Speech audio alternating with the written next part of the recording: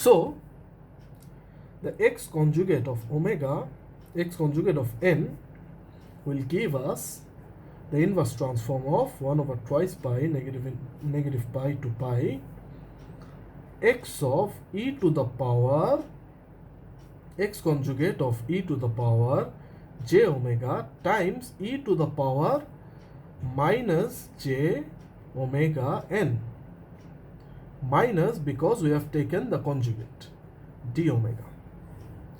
So replacing this value over here, we get summation where n goes from negative infinity to infinity, x of n times 1 over twice pi integration of minus pi to pi capital X conjugate e to the power j omega times e to the power minus j omega n d omega.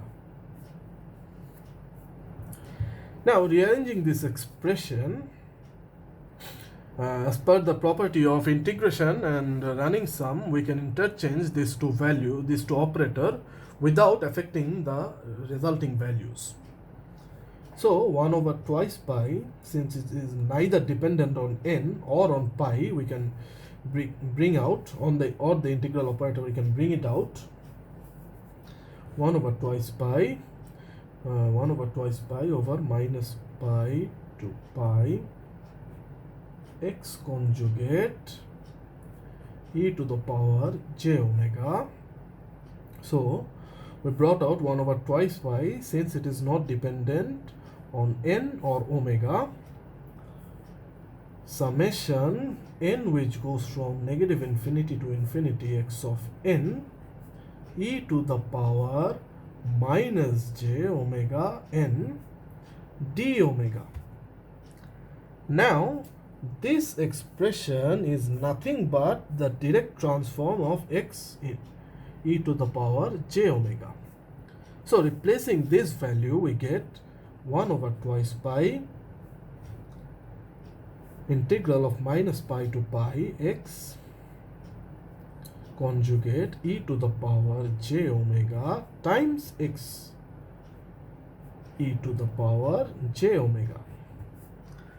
Now x conjugate e to the power j omega, when multiplied by x e to the power j omega, there is d omega of course. This can be written as twice pi summation of negative pi to pi x e to the power j omega magnitude squared d omega, which is our required right hand side.